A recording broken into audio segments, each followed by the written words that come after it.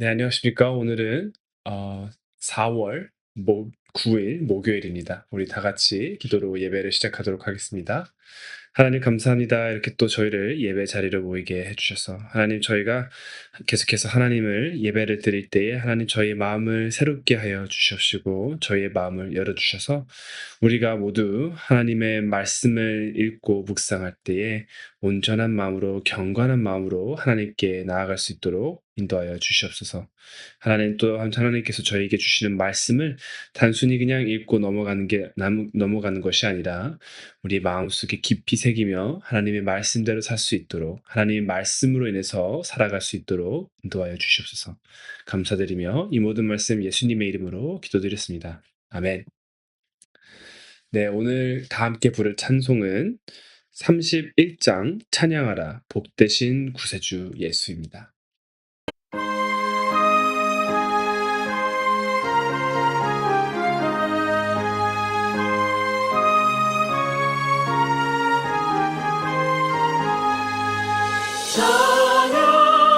찬양하라 복되신 구세주 예수. 백성들아 사랑을 전하세. 경배하라 하늘의 천군과 천사. 주님 앞에 영광을 돌리세. 목자같이 우리를 지키시고 종일 품에 늘 안아주시니. 찬양하라 높으신 권세를 찬양. 찬양 찬양 영원히 드리세. 찬양하라 복되신 구세주 예수. 우리 대신 죽임을 당했네. 구주 예수 영원한 구원의 소망. 경배하며 겸손히 절하세. 찬양하라 우리 죄 지신 예수.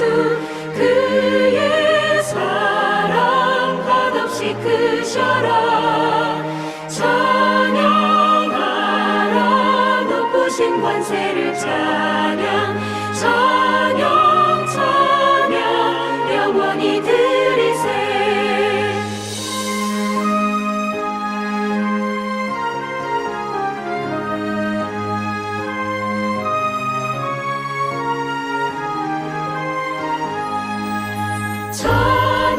찬양하라 복되신 구세주 예수. 천사들아 즐겁게 찬양해. 구주 예수 영원히 다스리시니. 멸류관을 주 앞에 드리세. 구주 예수 세상을 이기시고 영광 중에 또다시 오시니. 찬양하라 높으신 권세를 찬양. 찬양 찬양 영원히 드리세. 오늘 하나님께서 주시는 말씀은 시편 92장 1절부터 15절입니다. 시편 92장 1절부터 15절, 우리 다 같이 한 목소리로 읽도록 하겠습니다. 지존자여, 시편금과 비파와 수금으로 여호와께 감사하며 주의 이름을 찬양하고 아침마다 주의 인자하심을 알리며 밤마다 주의 성실하심을 베풀이 좋으니이다. 여호와여, 주께서 행하신 일로 나를 기쁘게 하셨으니 주의 손이 행하신 일로 말미암아 내가 높이 외치리이다. 여호와여, 주께서 행하신 일이 어찌 그리 크신지요. 주의 생각이 매우 깊으시나이다. 어리석은 자도 알지 못하며 무지한 자도 이를 깨닫지 못하나이다. 악인들은 풀같이 자라고 악을 행하는 자들은 다 흥왕할지라도 영원히 멸망하리이다. 여호와여, 주는 영원토록 지존하시니이다. 여호와여 주의 원수들은 패망하리이다. 정녕 주의 원수들은 패망하리니 죄악을 행하는 자들은 다 흩어지리이다. 그러나 주께서 내 뿔을 들소의 뿔같이 높이셨으며 내게 신선한 기름을 부으셨나이다. 내 원수들이 보응받는 것을 내 눈으로 보며 일어나 나를 치는 행악자들이 보응받는 것을 내 귀로 들었도다. 의인은 종려나무같이 번성하며 레바논의 백향목과 목같이 성장하리로다. 이는 여호와의 집에 심겼으며 우리 하나님의 뜰 안에서 번성하리로다. 그는 늙어도 여전히 결실하며 진액이 풍족하고 빛이 청청하니 여호와의 정직하심과 나의 바위 되심과 그에게는 불의가 없음이 선포되리로다. 아멘. 제 친구 목사로부터 들은 한 이야기가 있습니다. 그 목사님께서는 저와 같이 중고등부 학생을 맡고 계시는데 하루는 중등부 학생들을 데리고 아침 일찍부터 하이킹을 나가셨다고 하셨습니다.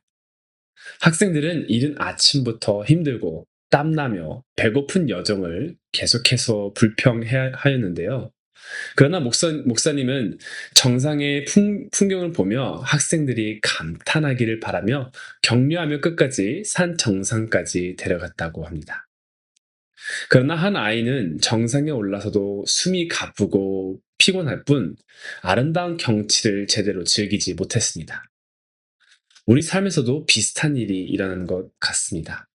우리가 하나님의 은혜와 사랑을 경험하며 기쁨을 느낄 때 이상하게도 같은 자리, 같은 말씀, 같은 찬양을 보고 듣는 사람 중에서도 그 하나님의 아름다움을 알아차리지 못하는 이들도 종종 있는 것을 볼 수 있죠. 참 안타까운 일입니다. 그러나 그와 동시에 하나님을 기뻐할 수 있는 것이라는 것은 하나님의 은혜로 허락된 기쁨인 줄로 압니다. 오늘 시편 92편은 레위인들이 안식일에 드린 찬양으로 기록된 것을 볼 수 있습니다.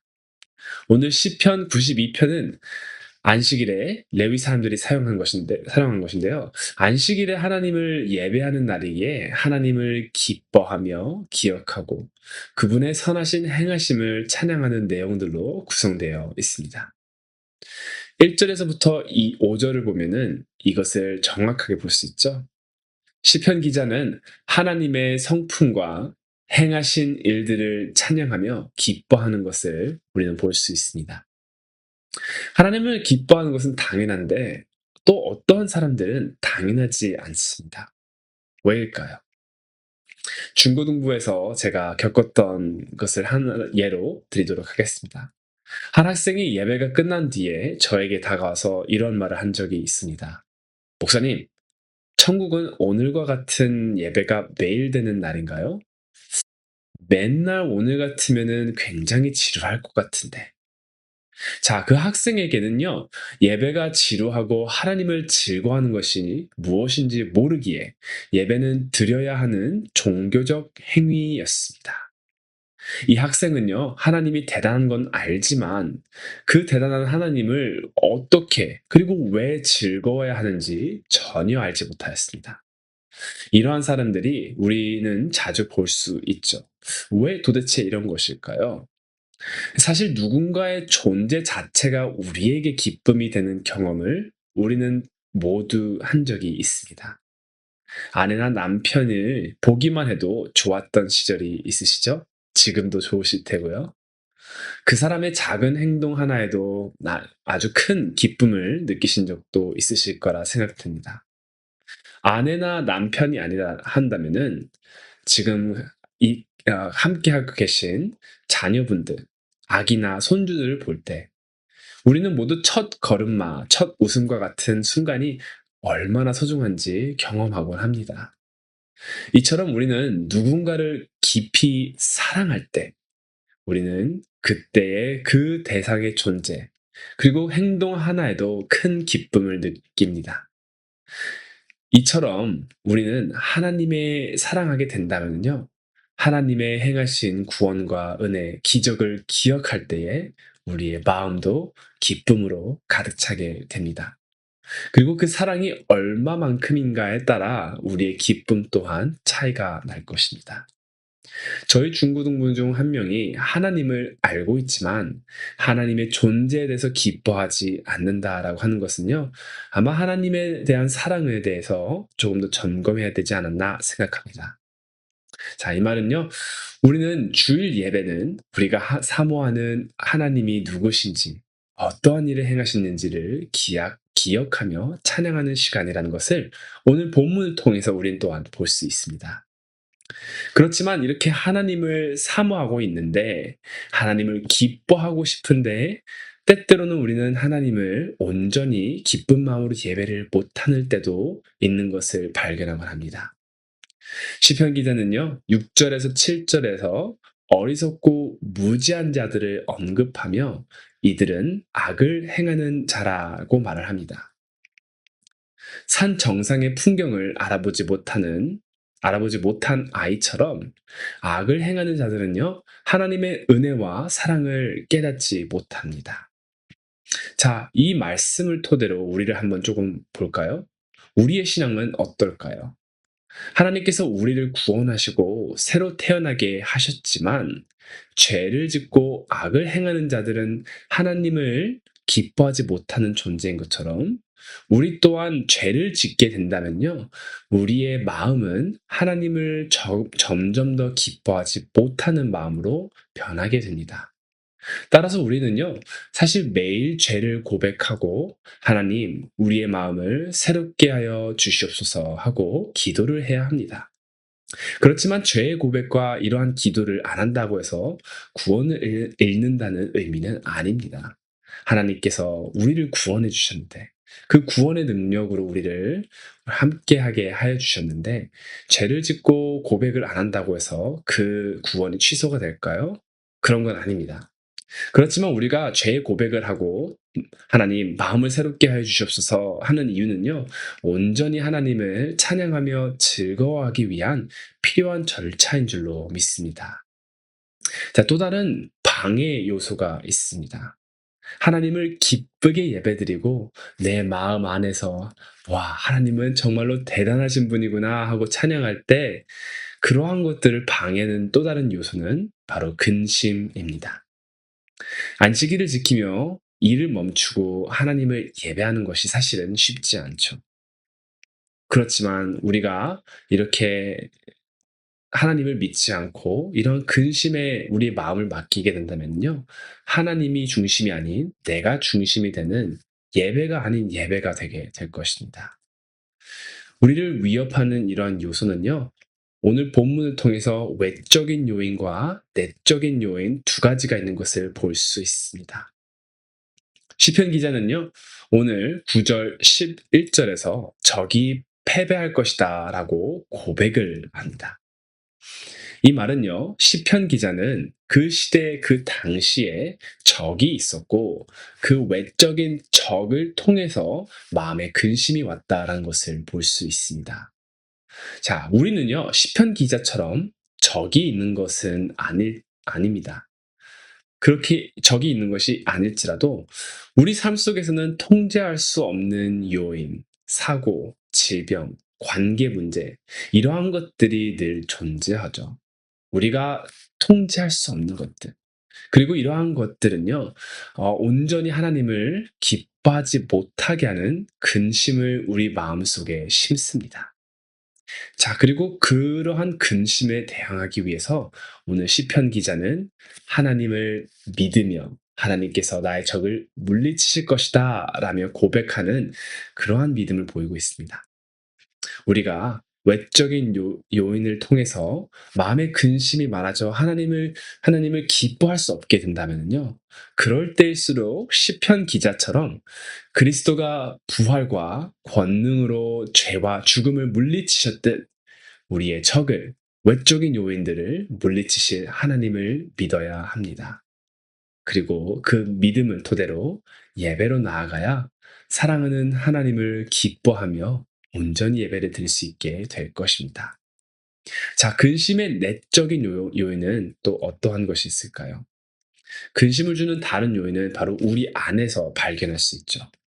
바쁜 삶 속에서도 일을 하지 않고 찬양에 집중하는 것이 정말로 괜찮을까? 교회에 이렇게 오래 남아서 다른 사람들과 교제하는 거에 정말로 맞는 일일까?라는 의문이 우리는 들 수 있다라고 생각합니다.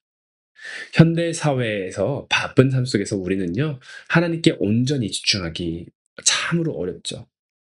하지만 시편 기자는 하나님을 신뢰하며 의인은 번성하고 하나님께서 그를 지키신다라고 하는 고백을 볼 수 있습니다. 기름 부으시며 하나님의 뜰 안에서 번성케 하시는 분은 하나님인 줄로 믿습니다. 우리가 우리의 실패나 죄 때문에 문제가 있을 수도 있습니다. 그리고 그 문제는 내가 해결해야지 누가 해결해 주는 게 아니다라며 생각할 수도 있고, 지금 이 시간 이 순간에도 하나님께 예배를 드리는 것보다 이 문제를 해결하는 데 집중을 해야 되겠다라는 생각을 자주 하실 수 있다라고 생각합니다. 그렇지만 그럴 때일수록 예수 그리스도를 다시 한번 기억해야 합니다. 우리가 지난주에 부활절을 맞이하였죠. 다시 살아나시며 승리하신 하나님이 우리의 문제 또한 죽음보다도 덜한 이러한 모든 문제들도 다 해결해 주실 수 있으심을 믿으며 나아가야 합니다. 그렇게 나아가게 된다면요, 하나님을 온전히 기뻐하며 예배를 드릴 수 있게 될 것입니다. 오늘 안식일과 예배는 단순한 휴식이 아니라 하나님을 기억하며 찬양하며 기뻐하는 날인 것을 발견할 수 있었습니다. 그리고 온전히 하나님을 기뻐하는 데 있어서 우리를 방해하는 요인들이 몇 가지가 있는 것을 또한 볼 수 있었죠. 외부의 문제나 내부의 근심이 우리를 방해할 수는 있겠지만, 하나님을 신뢰하며 찬양하며 나아가는 순간 우리는 참된 안식과 기쁨을 또한 누릴 수 있을 줄로 믿습니다. 그러므로 오늘 예배를 통해 예수님께서 나를 구원하셨고 나를 하나님의 자녀로 삼으셨다라는 기쁨을 되새기며 삶의 모든 순간에서도 하나님의 신실함을 믿고 찬양하는 여러분이 되시길 바랍니다. 특히나 오늘 기도를 할 때는요, 말씀드렸듯이 죄 또한 우리의 마음에 하나님을 예배할 수 있는 그런 마음을 없애게 하는 요인이 될 수 있습니다. 그러므로 하나님, 죄송합니다. 저의 죄를 용서하여 주시옵시고 저의 마음을 새롭게 하여 주시옵시며 하나님을 온전히 믿으며 예배에 나갈 수 있도록 인도하여 주시옵소서 하는 우리 기도로 먼저 시작했으면 좋겠습니다. 기도하겠습니다. 하나님 감사합니다. 우리를 이렇게 하나님의 예배 자리로 모이게 해주셔서. 하나님, 저희가 때때로 하나님께 예배를 드리고 싶고 하나님을 기억하며 기쁜 마음으로 하나님께 나가고 싶습니다. 그렇지만 우리가 살면서 우리는 아직 죄인 된 사람들이기에 때로는 우리 죄 때문에 하나님께 온전히 나아가기 힘들 때도 있는 것 같습니다. 그러므로 하나님, 저희의 죄를 용서해 주시옵시고 저희의 마음을 새롭게 하여 주셔서 온전히 하나님을 기쁘게 찬양할 수 있도록 인도하여 주시옵소서. 또한 여러 가지 이유로 우리의 마음속에 근심이 있다라고 한다면 우리가 예배로 하나님께 나아갈 때에 하나님을 굳게 믿으며 하나님께서 우리와 함께하여 주실 것이다 라는 믿음으로 모든 것을 내려놓고 하나님께 나아갈 수 있도록 인도하여 주시옵소서. 하나님 감사드리며 이 모든 말씀 예수님의 이름으로 기도드렸습니다. 아멘.